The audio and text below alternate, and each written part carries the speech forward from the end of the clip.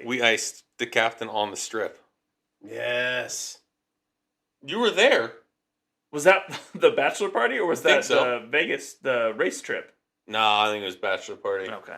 I mean, I'm not surprised. The Vegas trip, we were just degenerates at a table drinking. Yep. We weren't drinking in public. Yep.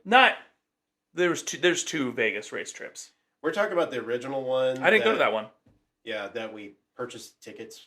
Oh, man. And barely woke up the next morning and go, I guess we're going to Vegas. Geez, we're going to Vegas. I had to explain that to my wife. I was not a part of that one. No.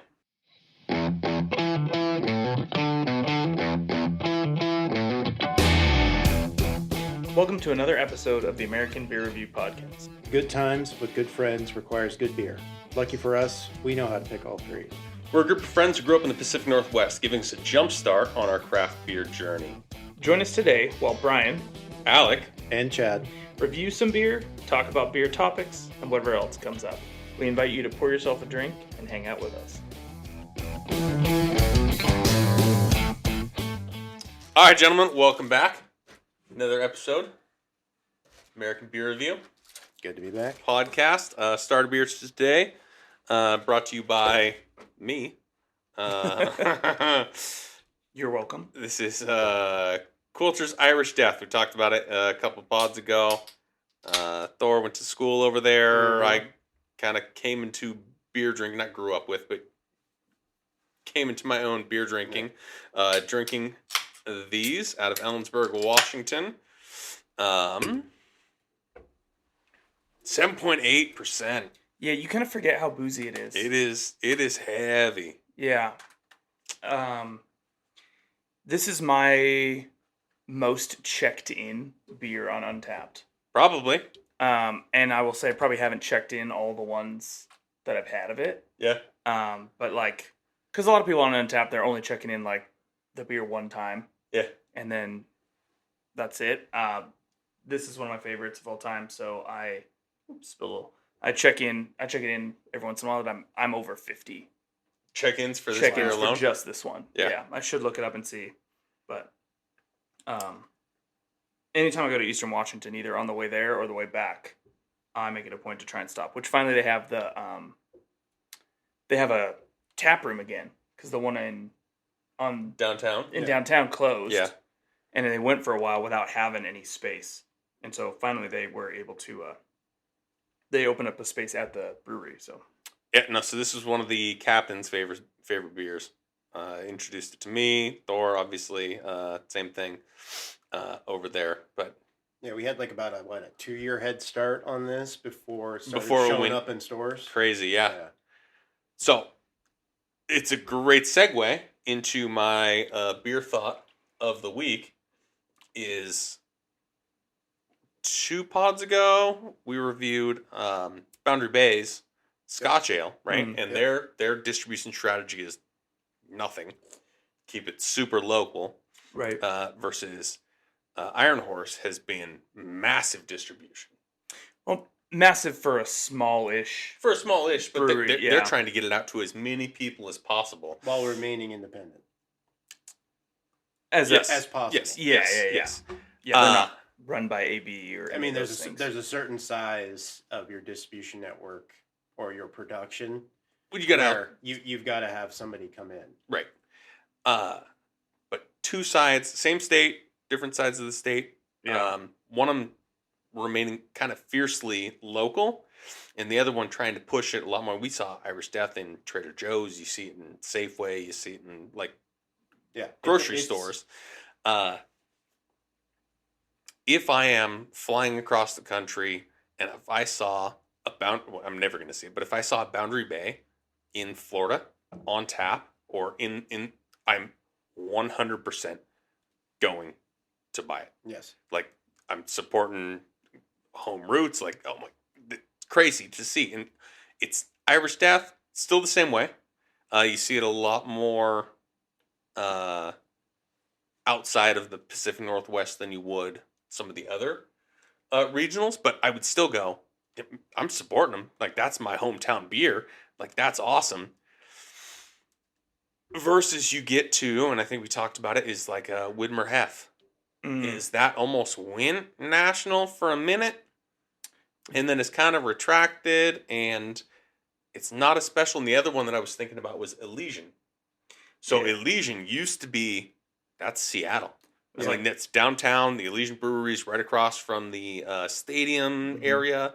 That was Seattle, and their buyout by AB InBev turned them not into a Seattle beer. You see that now everywhere. It's not as special. You see that on, Colorado, whatever, California, and you're not as jacked about seeing it and going, oh my God, you got my hometown beer here. It's like, this is just a national brand issue. And so that was kind of where my thought for today was going, what's that tipping point between regionalization versus nationalization? Obviously, from a business perspective, you want to sell as many cans as you can. But from that brand identity, Elysian doesn't feel special versus a Boundary Bay, an Iron Horse feels special when you find it outside of your backyard.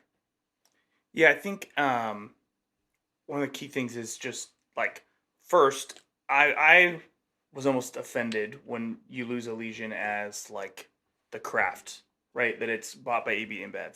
Now looking back, like if I ran that brewery and they offered me that kind of money, absolutely, like business decision, absolutely, yeah.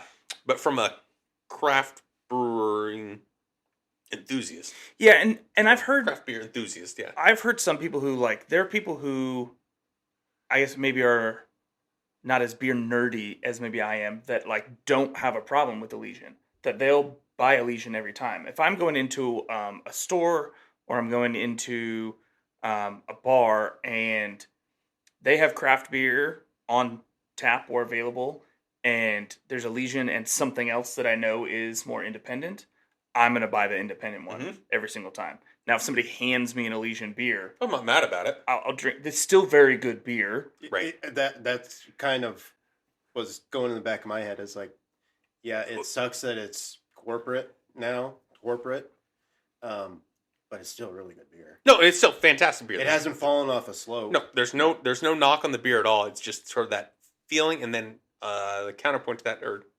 second thought to that, was when you are either not abroad, but other states. Yeah, further away from home. Right. I said, if I found Boundary Bay Iron Horse on tap, other side of the state or other side of the country, that's cool. I'm going to support that. But how much what is your local flavor? What do you mean? So like going to Texas, like what is your local beer here? Because that's what I tend to do. Yeah. What is your local craft beer? Like, well, I don't know. Elysian, I can get anywhere. I'm going to support a Boundary Bay or whatever, just because it's awesome that you have this thousands of miles away from where it's produced. But on the other side is, no, but what do you make here that I'm not going to the same restaurant? I'm not going to Red Robin down here. I'm not going to the same whatever.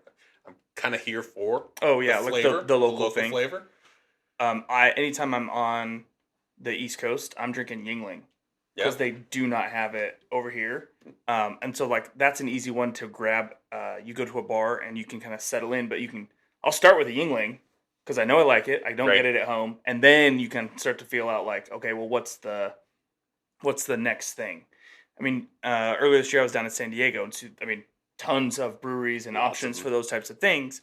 But I'm still kind of making sure, like, goes to the Elysian thing, like, sorry, I'm not buying the, Golden Road that's out of LA that is kind of more that corporate AB InBev owned and distributed. I want to find like, hey, which is the one that like even the bartender is kind of shocked that they have this beer on tap because it's such a small brewery that like it isn't around, it isn't available as many places. So the smaller the brewery, probably the more local your base is. Yeah. I think I'm on the same boat with you guys. If I go travel somewhere, I want to eat what the people there are eating. I want to get the taste of what your place is. You wanted to get a beer that tastes like, what is the taste of San Diego? Yeah. So you have to get smaller and smaller and smaller. And the problem when you get bigger and bigger, and you want to get out of your area, you have to make you lose a that. homogeneous. Yeah, you have to make an homogeneous beer that's going to go everywhere, and you lose a little bit of your soul. Well, doing that. it is because Elysian isn't Seattle anymore, and Stone Brewing, which would be San Diego, right? Yeah. Isn't a San Diego brewery anymore. It's. I mean, they are. But, they still are, but they just got bought, right? No. Yeah. I would bet you money you would not be able to guess which large beer company bought them. Maybe that'll help give a clue, but I'll bet you can't figure out which one did it. Miller Coors. No. It is not from America. The South African brewery. Sapporo. Huh. What? Yeah.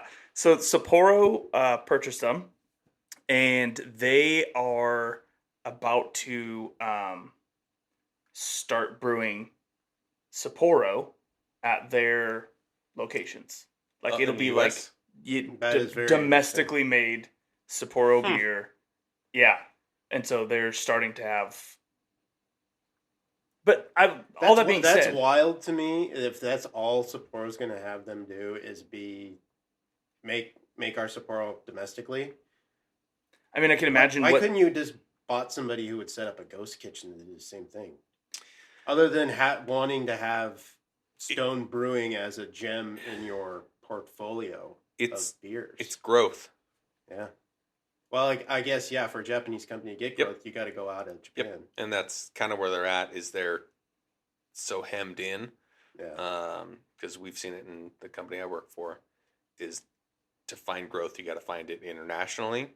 And so you dump investments into internationally just to find current growth because you're so saturated on that island or islands that, you got to reach outside.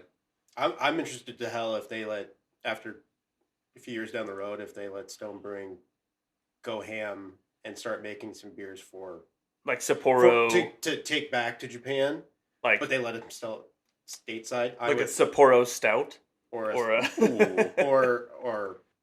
other things they could do, right? Sake, it's not beer, but put some that'd be something interesting stylings. To do. Yeah, I mean, if they're looking for innovation and growth, why don't you let them go ham? Yeah. Well, what I was gonna say is, Stone is still like it's a big one. It still is like a San Diego thing. Obviously, I'm sure there's people now in San Diego who might feel about Stone the way I feel about Elysian, right? Where they're just like washing their hands of them. Like, there's plenty of other breweries. I'm gonna go find something else. But one of the easy things is, like, if you're somebody coming from the East Coast, what do you know about San Diego beer? You're gonna know Stone. You're gonna know, well, Modern Times kind of was there, or Ballast Point, or those things. But those are all the big main ones, and you can find their locations. Like, you can find those as places to go to at least start on that like local San Diego craft beer thing. To me, Elysian is, I mean, maybe because we're from here, Elysian is never a place I've thought about going to get beer in Seattle. You've never been there? Like, no, like in the last few years. Okay, yeah. Like, they've shrunk their locations. Like, they really, like, it, for them, it has been a total, like, sellout shift in their perspective. Because, like, the kind of heart and soul the head brewer was really the guy going, I don't want to do this. And the rest of, because I went back and listened to, we talked about it a lot. Last time. Like, the head brewer was like, I don't like it. I don't want it. But he had millions of dollars being thrown at him. Well, and a majority of the part of all the other ownership said, this is a good business decision. Sorry. And I don't know how much the brewer gets the paid out, but if you're the guy who came up with the beer and you're kind of the heart and soul, but that's how it is anyways. You got to, if you want to start up a brewery, like you sent us that chart, breweries are still being opened every year at an incredible pace. Yeah, there's more openings than closures, right? Yeah, there's a little bit of lug in 2020, obviously, but there's probably somebody who had a Ballast Point when it was still independent, right? Said, I want to do this, and they started homebrewing, and they could be opening up their tap room right now. Yeah, I mean, Well, but that's how. That should be good for beer. That there is a continuous churn of home brewer to small brewer to craft brewer. But you have to have people graduate up to being, oh, now you're a corporate owned entity, or you sold off, because you got to make room. You got to clear the undergrowth for new seedlings to pop up. And at least one of the brewers from Elysian has opened his own place in Seattle now, and does great beer. Cloudburst, I think, is the one that he's doing. So, well, it's kind of like a NFL head coaching. They call it the head coaching trees, right? Where you're from, like the Mike Shanahan family. Dude, hearing some of them talk about it, it's pretty cool to hear that. That's a good reference to that sort of thing of like hearing they're like, well, I learned from so and so at this place and doing it, and like we think of it like, oh, you're the brewer for this place, and this is where you you brewed for your entire life, other than learning. But you're like, oh no, man, they worked for like 6 different places before finally getting their own. That would be interesting to how years from now, like if craft continues to grow and do all the things and expand, somebody can drop a map. Okay, here's the Stone Brewing tree of beer through the ages, or like a Jim Cook. I mean, like how much he's put into, how many people can trace a line back to Boston Beer Company. That's how I got there. Yeah, Christ, probably a humongous slice. Oh, fantastic! All the things he's done. So, oh, go ahead. I was going to say, on a little spin of that, once you get into the macro beers, is kind of the similar thing. Is PBR took a different take than like a Miller, a Bud, or whatever, and they also went into sort of a regionalization. So like they bought up, like, so we know it as like Rainier, Olympia. Up here, but they bought dozens of like regionalized regional beers. So it's, I'm not gonna lie, it's all the same beer, more or less. But we know that we can't even tell because we've done the light beer. We've done the light beer challenge. 6 different light beers. Oh my god, and that was so embarrassing. Trying to figure out like so far off blind taste tests. Yeah. Oh yeah, I know. I'm gonna know Coors. I'm gonna know. Yeah, this is my favorite one. I have a beer blog. I know all about beer. Yeah. I think the high was like 2 or 3. It was embarrassingly low out of 10 beers. Yeah. And I think the guy who didn't know anything about beers, I think, beat us. Yeah, probably. But you go into the light beer category, and Pabst is almost taking that same strategy of going, instead of pushing what they do, push PBR nationally. Right. Hipsters helped out greatly with that, but they also did well, you're not buying Rainier on the East Coast. You're not buying Olympia outside of the Northwest. No. But they're focusing in on hyper regionalized, like hyper regionalized nostalgia that requires minimal to no advertising to get people to buy it. And like what PBR did was like, we've got commercials going all the way back to the 70s. Yeah. In our vault that we can just rip those things right now for $0. Right. There's some guys who are they're doing a like a documentary of all the old Rainier commercials. Yeah. Where they're doing like a whole like hour and a half, 2 hour movie that's all see? And I was listening to them get interviewed and I was like, I know that one, right? I know the motorcycle commercial for Rainier. I know the like the rain beer right here. The rain beers, yes.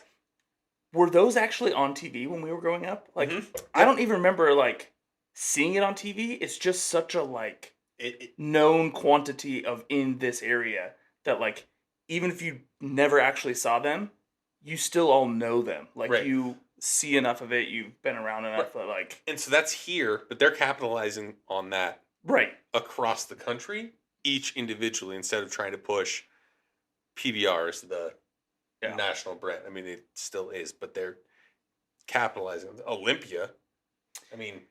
Yeah, you get some of those that just pop up in certain places and have connections. Like, I think it was Rainier beer that he drank on, what was the TV show, Longmire? The guy out of, like, it's like sheriff in, like, Wyoming. And, like, all he drank was Rainier. No, he didn't drink Rainier. He drank Rainier. Yeah. Ranye. But I'll bet you, like, somebody watching that show from the East Coast is like, What the hell? This is like a made up. It's a Yingling. Yeah. Out here. True. Yeah. For Well, those of you that don't know. No idea. Yeah. And do you guys remember the Rainier Beer Bear? No.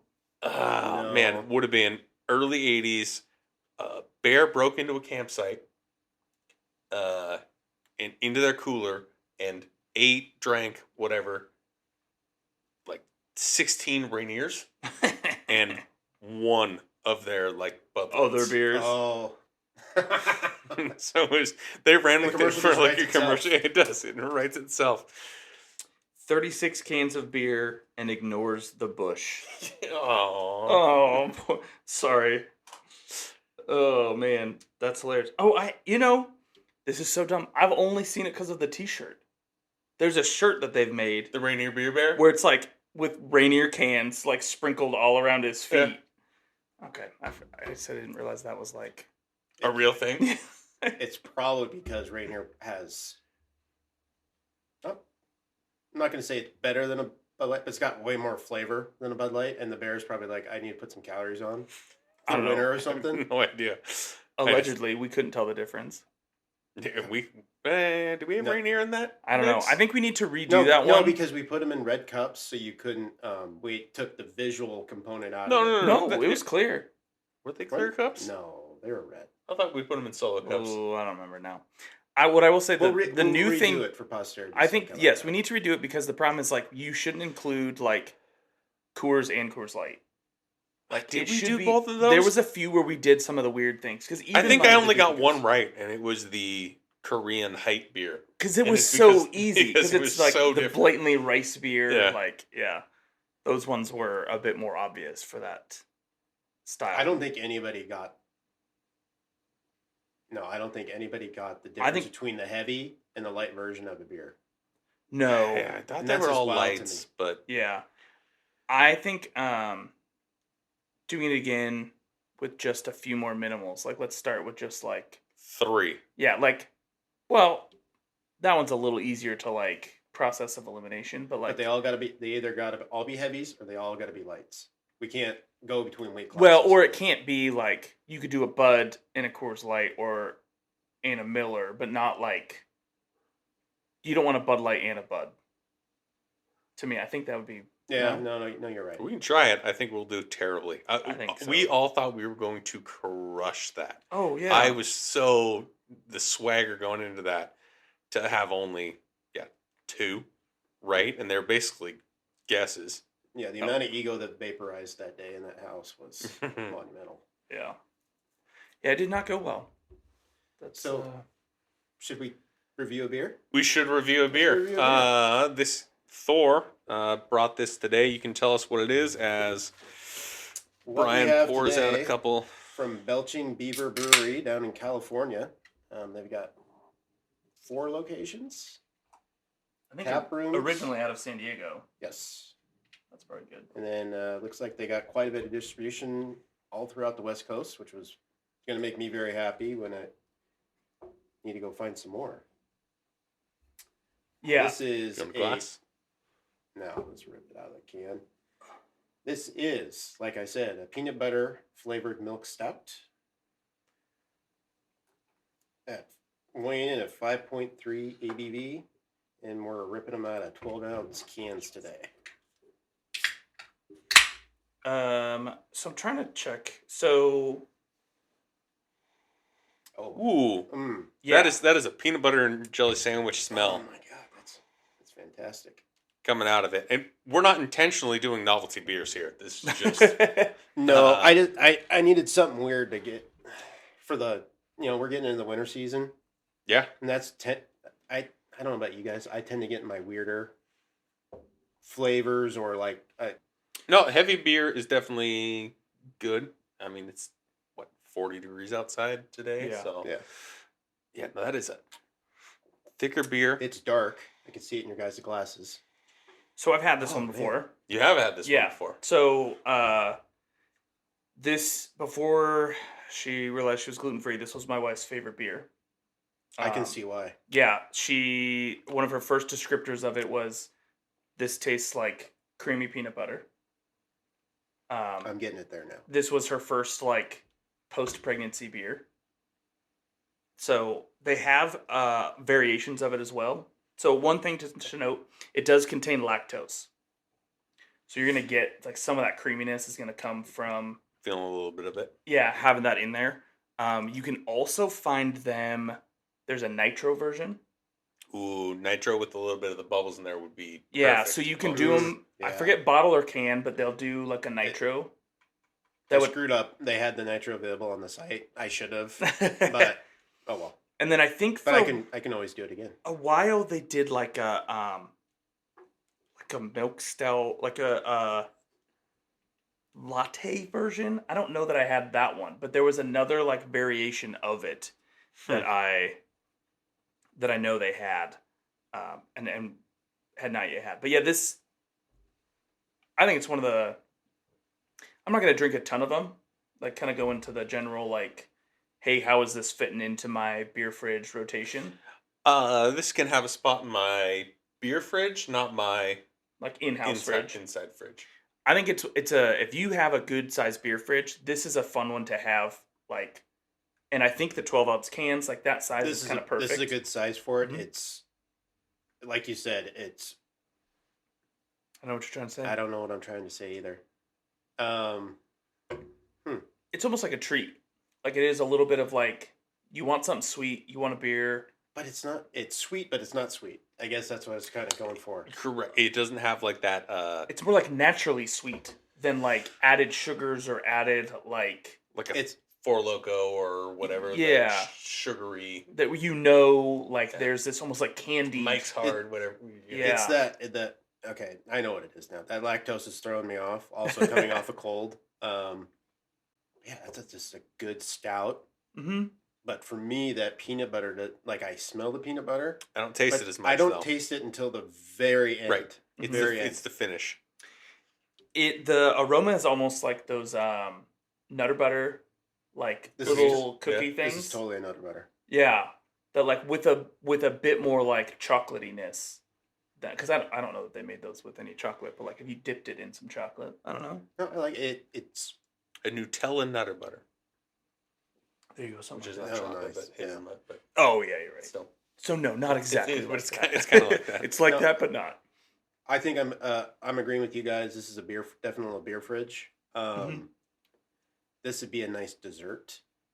I'm only gonna have one. Yeah.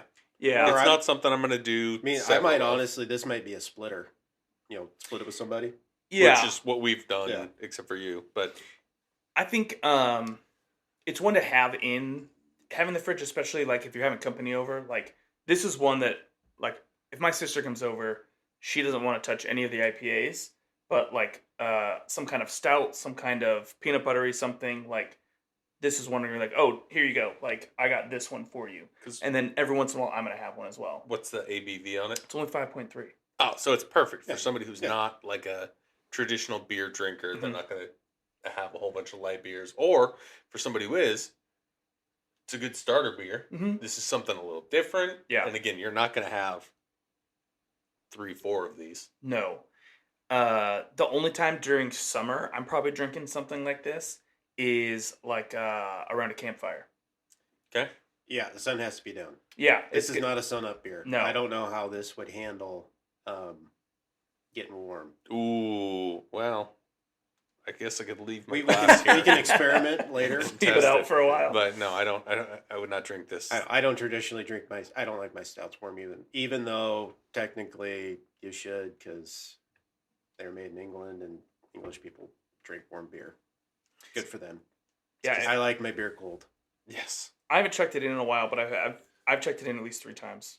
Okay. Dating back to 2018. So probably a couple other times I've had versions of it, but overall I like it. Mm-hmm.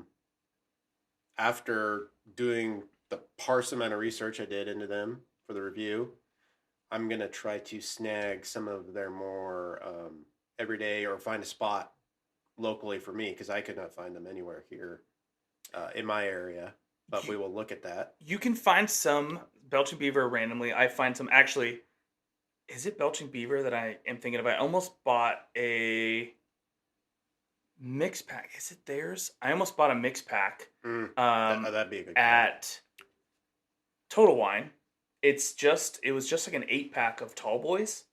And I was supposed to be buying one to give to my dad, but it had a beer that I haven't seen in years, and it's a like an orange creamsicle. So you gave him a holiday 7-pack? I thought about it. I definitely thought about it. I did not. I did not do that one, but I definitely thought about it. So yeah, there is. I mean, they have kind of some funky different ones. Like if you want to go down the same like peanut butter milk. Yeah, the one I was talking about was called Fall of Troy. It's a double IPA that's a creamsicle one, like approaching 9%. And it looks like they have a Viva La Beaver, which is this thrown in with some cinnamon and coffee.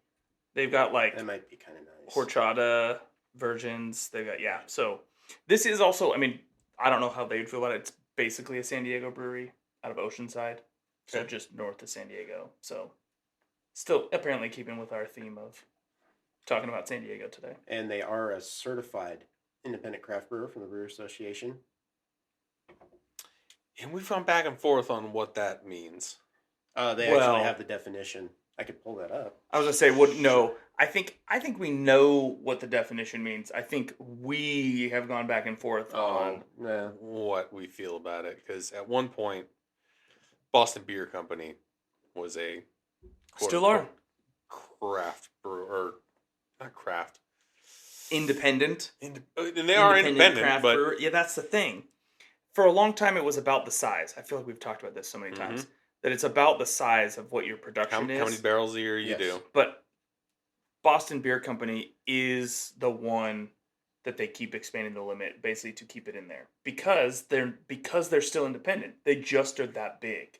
Right. That that's kind of the continuing kind of point is that, hey, they're still independent. Are we really going to knock them out just because they make a ton of beer? Well, and I think they get a hall pass too because of the amount of support they have done pushed out for people. Yeah, craft brewing. Yeah. So right now, to be independent, you have to have less than 25% of your ownership be somebody outside of the craft beer space, or so you be big as you want. As long as I thought there was a barrel limit. Is there not a barrel limit? Well, that was the independent. Okay. Oh. Well, and you got to realize there's different organizations, right? There's different, like in Washington, you can have the Washington Brewers Guild that's going to claim something different than someone who's going to claim independent beer or who's going to claim these different. Yeah. Sorry, I scrolled to the right spot on the page. So less than 6 million barrels a year defines you as small, but 6 million barrels of beer a year would put you at 3% of U.S. annual sales. So that's still a giant amount of beer. Yeah. And there's nobody else in the independent space, I think, that is coming close to that. Anywhere close to that. But I think that data, I think I'll wait till the 2022 numbers come out and maybe we'll crunch those after a little bit more. That'd be a nice sit down and chat down the road. Little teaser for the folks. I feel like Georgetown just bumped up into like one of the top 50. Probably. I mean, I'm seeing them way more. Yeah. Than you had. I mean, they were predominantly such a mostly tap only place, and they're a lot more of their cans. 2 or 3 at least everywhere I've seen them. Yeah.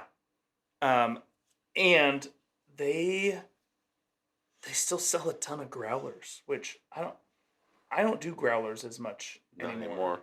I'll occasionally, when going to hang out with some family, grab one on the way. My brother-in-law is notorious for it, that he would just almost always grab one on the way to a hangout. I'm almost more likely to just show up with a 6-pack of something. Right. So. Growlers is kind of you really trust in your pouring ability.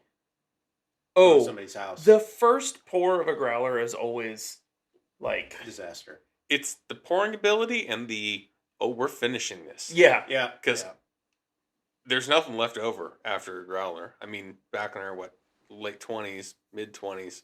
No, it's bad by morning. It loses all its carbonation. Yeah, but we'd grab a growler and go, is this legal to walk home with? Because we intend to finish this tonight. I can screw off the top and right, but you're not finishing half a growler and then leaving it for the host. It's all garbage by the end of the night anyway. So well, and that's like even sometimes for me doing the crowler. If I'm like buying that for myself, I'm like, you really gotta. I'm buying 2 tall boys. Yeah. To sit and have, and so it's kind of like I gotta really be sure that I'm investing. I'm committed to this. Yeah, the upside is the crowler price is a little bit better. That you're getting in that like $8, $9, $10, $11 range for most stuff. So it's a little better than dropping 20 on a growler. That you're like, if I can't get this in cans somewhere, I guess gotta be really wanting this particular beer. So well, and we've seen a lot more of that. What was the brewery up? What was the brewery? We went there for your birthday years ago. Lowercase? Lowercase, where they started canning on site. Oh, yeah. Right? So I think so. Well, a lot more have started to do that. Pre-pandemic. Well, pre-pandemic. Yeah. Way pre-pandemic. But no, we'll can it for you. Oh, so yeah. You don't have to drink it tonight.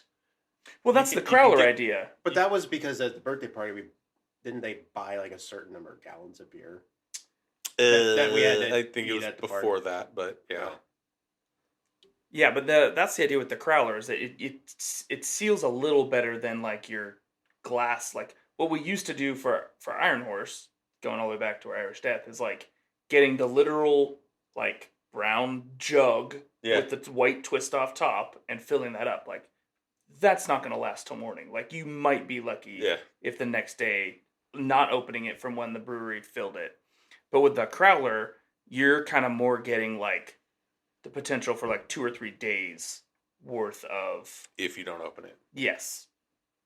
Oh yeah, once it's opened, you're just time is not on your side. I think the only thing in a growler that thankfully we have not finished at one night was the cider.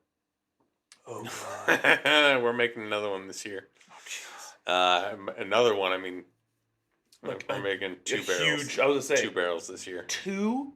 I think we're doing 2 barrels this year. Goodness. So yeah, hard cider, old school recipe, like 100-something-year-old recipe. It's not very complicated, but we messed it up last year and used some different apples. But yeah, I think we're going back to the original recipe this year. We're gonna make, I think, 2 barrels so that we have one that'll sit for even longer, like 3 to 4 years. Oh wow! Before we tap it, because we're only halfway through the one we made 2 years ago. Jeez. So you can start oak aging them. Well, that's what they are. They're in whiskey barrels. Used whiskey barrels, so they sit in there. So the one we have is 2 years, 2.5 years in, and then they still just out in the barn. They are in the barn.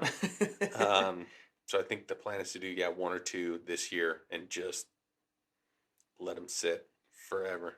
Those are like you need to pour into like less than the amount that I had of this 12-ounce can, and just sip on it for a while. Like I will bring some next podcast, which will be whatever. But next podcast, I'll bring a taster of it. Just for that, that'll be our starter beer. Oh God! One of the next podcasts we do. I'll go get an eyedropper. Yeah, but it's the one. It was either me or my dad the first time having it. You're like, yeah, it's cool. I'll take another glass of this. And the host and the person who made it and shared the recipe with us and is been gracious enough to help us making it on our own is, look, that's fine. You can have another glass. You have to stand up and walk over and pour it yourself. And you stand up and go, oh, maybe I don't need another. This was the cider that my dad, Thor, was there. He was sleeping in the back of the truck with a box of nails as a pillow and eating Tim's jalapeno chips, going, they're so hot, but they're so good. in the back of the truck. So, and the worst hangover of my life ever. Oh, absolutely. Because it's we booked the Las Vegas NASCAR trip from hell. Yes. And then the next day, I slept through the entire Super Bowl. Yeah. Hating my life. The cider's that good. Yeah, you'll still drink it. It reminds me actually of like, I often try to think of like what was the craft beer that like I first got into. Like you talked about, I mean, Irish Death we've been drinking for a long time, but I can't really say that was like the craft beer one. But one of the things that I do remember was we used to get every holiday season. We used to get the Trader Joe's vintage ale. We did for years, yeah. And it was one of those where like when you kind of are just drinking beer and you're drinking light beer mostly, and then you get something like the vintage ale. We each got like our own, 20-ounce bottle or whatever it was, 22-ounce. And then you're used to drinking Keystone or whatever, and you sit down and drink one of those, and I felt like it was like one of those same things. It was like, have you gotten up yet? No, I haven't gotten up yet. No. Like, I don't know what this is going to be like. I don't know that they make those anymore. I don't think I've seen them in the last couple of years. It's probably been 5 years. years since I've at least seen one of them. When I was on the site shopping for this, it looks like there's so many breweries out there making better versions of it. I'm sure. That's the thing. It wasn't a great beer, but when your experience, to Brian's point, was when you're going from Keystone and Natty Light to a fancy gold gilded bottle with a cork in it. Oh my God. Yeah, no, that was a huge step up, but compared to what it was a beer. It was like a beer it was like the first beer we respected. Like it was like, oh no, this is I can't touch this. It comes out seasonally. Oh man, if I need to get two so I can drink one now and then next year I can taste it after it's seasoned. I used to save it. And the day prior, I'm just drinking Keystone Light like it's water. Yeah. The other one that is nostalgic like that is I wish I would have pressed more for information, but there used to be the Pit in Auburn. Okay. So before it was Oddfellas. Oh, yeah. And we used to go in there, usually for like UFC fights, and basically go through all of the options that they had on tap in a pitcher through an entire night. Yep. But they used to have Fubar, which was like a kind of dark-ish. Oh, my God. Right? You just opened up a memory. Yeah, so they had it, and they never really described to us what it was, explained it. We just tried it, enjoyed it, tried to figure out. They wouldn't say who the brewery was. They just basically were like, yeah, it's like one of their kind of screw-ups that people have really liked, and so they just make it. And then I think the Pit closed, and it changed to something else, and I've never seen that beer again. But it was like, that's one of my, like, nostalgias, and maybe it was just that time in life. Could be. Where it just... I loved the crap out of that beer. The dregs of all of whatever. Right, yeah, it's just like it's just random. It's just like a graveyard. It's like the last of whatever else they just keep pouring into it. End of every night, they just empty all the kegs into one. What is this? Fubar. Fubar. Those morons keep drinking it, so... Sell it. Yeah, let's just keep going. So, moving to beer news. Thor, Brian, somebody sent out the Qatar.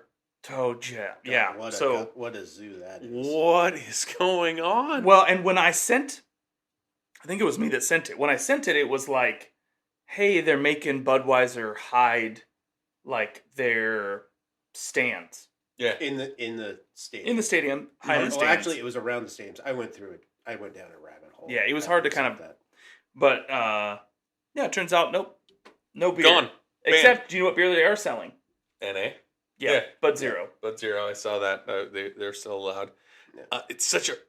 And it's fine. I mean, you can do whatever you want in your country, but 48 hours before the event starts... After, according to Budweiser, everything was agreed on. Yes.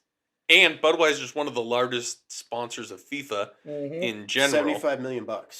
So they paid to be the exclusive. It's almost like FIFA is also not a stand-up organization. What? No way. Let's see, them, the International Olympic Committee. It's been, I mean, I haven't watched any games yet. I'm not going to watch any games. I think if I do watch them, I might find some other means of watching them. Yeah, outside Them. of official channels. Yeah. Somewhere on the high seas. Yeah. Take to pirate lifestyle. Yeah. It's just like, because boycotting isn't going to do, the three of us boycotting the World Cup isn't going to. No one at no country said, hey, we're not going to go. So. Yeah, I mean, it's just a weird decision by FIFA. I mean, it's such a corrupt the whole organization in the first place. But you go, all right, we're going to put it in a country that has no infrastructure to put this on. No. We have to change the time of the entire event because it's hot as balls during the summer. And then at the last minute, you go, all right, one of the largest revenue drivers and largest sponsors cannot be present at the stadium. Who is the decision maker going, this is where the backup plan of going, all right, we just go to America. Yeah, let's do like 2 weeks. 2 weeks notice, we could do this entire thing in... Well, like they're going to do in North America, where they're splitting it between Canada, the U.S., like Mexico. But we could do that next week. Yeah, like on just the East Coast. We have stadiums. We have infrastructure. We can deal with the people. We have hotels. Oh, except we realize that it's cold here. And in America, we don't watch soccer. Well, there is that. Like, we don't... Our season doesn't go over the winter. I mean, the biggest thing is those guys walked into FIFA's office with a big bag of money and said, you're going to do it here, and you're going to listen to whatever rule we pull out of our ass. Which would have been fine, but at the last minute, you're pulling this kind of stuff? Yeah, but what was it, 5,000 or 6,000 people have died building all those facilities, period, and they're all that stuff. I mean, well, and do you know what I just realized is the real issue here is that we've now gone 2 World Cups since anybody got married. This is true. We cursed it. Yeah, sorry, guys. It was the U.S. men's national team not making it in 2018. That was our bye. That was our bye. Yeah. 2010, 2014, we had weddings. And then just... Well, COVID happened. Yeah, so there you go. Men's national team and COVID. Technically, it should be in the summer, so I got 6 months. Yeah, there you go. Yeah. Well, they delayed it, so it was... So you're too late. Man. So I guess we rode strong for a couple of years. I don't recognize this World Cup. I'll go to the next one I recognize. You know what? I think I'll allow that one. What else we got? Beer news. Let's see here. There was a few. Well, should we do the Norway update? I feel like we just keep talking about this on place. that. Yeah, we'll just throw a little Norway update. I just wanted to clear up. Which we did have a little bit of we didn't have all the facts and figures and whatnot. I just wanted to go back up on the byproduct stuff. Can we just also, because it took me a while to realize this, Norway, not the country. Oh, Thor made that I spelled it 3 times during the podcast. He sent something and I was like, I know, it's still... Wait, this is in the U.S.? No, he spelled it out multiple times. It's just one of those days, I guess. So what's left over is the whey. So, have you ever heard of curds and whey? Yep. Yes. From the it's like whey protein. Story. It's very acidic, and it, like Alec said, it's just we got to dump it, and it's awful, awful to deal with. So these folks are going in, and they've partnered. They started out partnering up with all the yogurt folks. So they're cleaning up all this horrible waste and turning it into a tasty beverage that has vitamins and minerals and all that good stuff. So Brian can have his Greek yogurt and feel good that somebody is taking care of all the awful things he's leaving behind every time he eats Greek yogurt. Listen, man, I was told it was good for you. It's good for you. Like I said last time, it's good for you. It's not good for the environment. You just can't win. No, you can't. No, you can't. Yeah, I mean, at some point, this tiny little country or company in New York is gonna find out that we're weirdly obsessed with them and their product and trying to figure this out. Some listener's gonna reach out, or somebody's gonna. Well, I don't know if somebody can tweet about us anymore. Who knows? We'll see it. We'll see in the next months. Yeah, we should moving forward. That. Yeah. Oh. Well, what are you thinking? I think that's about an episode, but to that point, if anyone has a recommendation for either a starter beer or a beer review, I mean, we would love a free beer, but if you just send us a beer to review, not send us a beer, but message us on Twitter, LinkedIn. You made that an actual page, and that was a page joke. So yes, you could LinkedIn us. Thank goodness I already got my new job before I'm now connected with. Yeah, American Beer Review, LinkedIn, but Instagram, Twitter. If you send us something, we'll do our best. A recommendation. We'll try to get a hold of it, especially if it's national, and test it out. Or if it's super local, like we were talking about earlier. If it's a super local brew that a group of you like, send it to either send us the beer or let us know what it is, and we'll find it. If a beer shows up here, we will absolutely 100% review it. We will not waste it. And worst case scenario is we end up with way too many beers to drink, and we then have to spend a week doing podcasts to catch up. But yeah, no, send us any recommendations for beers to review, and that is a beer review at Twitter or LinkedIn. Mm-hmm. Well, or not necessarily Instagram. LinkedIn. You have to search us on LinkedIn. Yeah, but general A beer review on Instagram and Twitter. Or check our link tree. Cool. Well, our drinks are empty, and I hope yours are too. This is a lot of dark beer today. Yeah. We'll see you guys next time.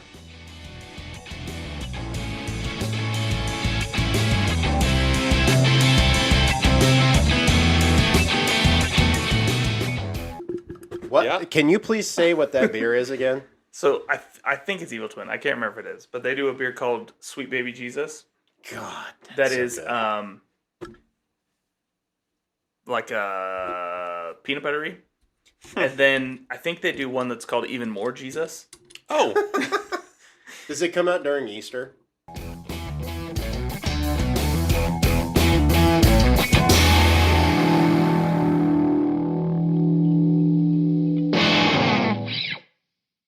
Oh yeah, Hawaii. I don't plan my life out 6 years in advance. Well, because you're not a weird college football fan like some of us. Not.